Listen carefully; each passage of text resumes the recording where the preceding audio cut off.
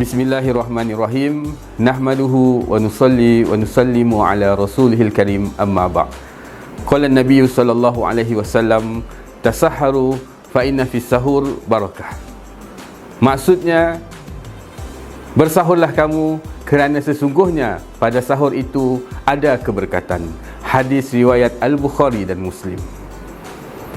Hadis ini pendek, tapi dalamnya makna seperti lautan.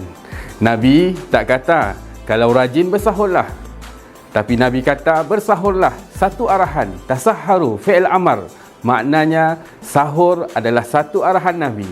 Maknanya sahur bukan adat orang Melayu, bukan budaya Ramadan, tetapi sunnah Nabi SAW. Apa itu sahur? Sahur berasal daripada perkataan sahara yang merujuk kepada waktu akhir malam sebelum terbit fajar. Al-Hafiz Ibnu Hajar Al-Asqalani dalam menerangkan makna as-sahur adalah ma yu'kalu fi akhir lail qabla tulu'il fajr. Maksudnya sahur adalah apa yang dimakan pada akhir malam sebelum terbit fajar. Dan sahur ini tak perlu mewah, tak perlu meja penuh macam kenduri kahwin. Seteguk air pun sahur, sebiji kurma pun sahur. Yang penting ada niat dan ikut sunnah baginda sallallahu alaihi wasallam. Tasaharu fa inna fis sahur barakah. Bersahur kerana dalamnya ada keberkatan. Apa itu barakah? Jemaah sekalian, sidang pendengar yang dikasihi, kita selalu dengar perkataan barakah, tapi apa sebenarnya maksudnya? Syekh Mutawalli Asy-Sya'rawi rahmatullah alaih menyebut dengan bahasa yang sangat indah.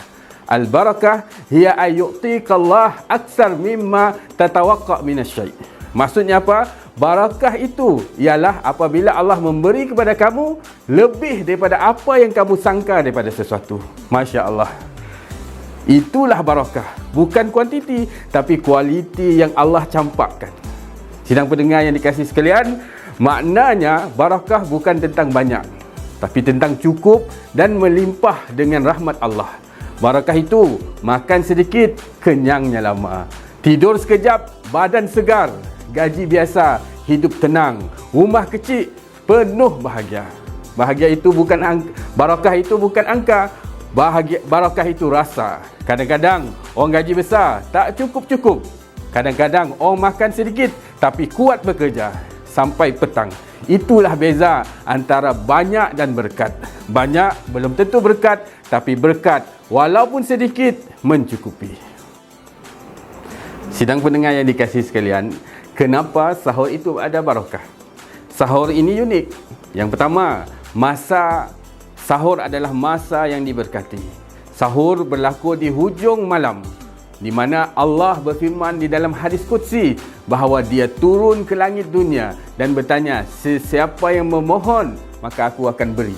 Bayangkan, kita makan pada waktu orang lain tidur, waktu doa mustajab, waktu para malaikat menyaksikan.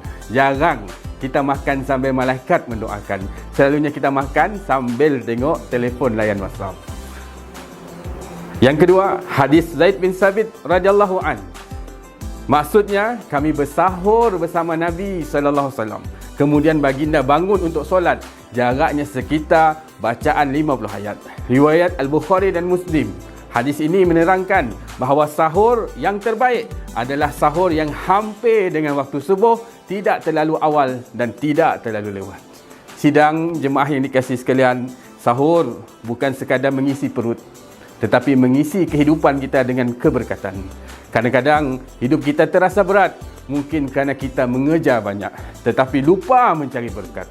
Maka Ramadan ini, bangunlah. Bangunlah walaupun sedikit.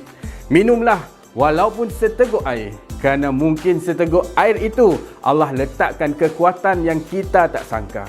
Semoga Allah memberkati sahur kita, menguatkan puasa kita dan menerima amal kita. Amin. Ya Rabbal Alamin. Sidang pendengar, kalau kita tak dapat buat semua, munsik dapat pula semua, jangan tinggal semua. Semoga Allah memberkati sahur kita, menguatkan puasa kita dan menerima ibadah kita. Selamat menjalani ibadah puasa dari kami, warga pejabat pendidikan daerah Kuching.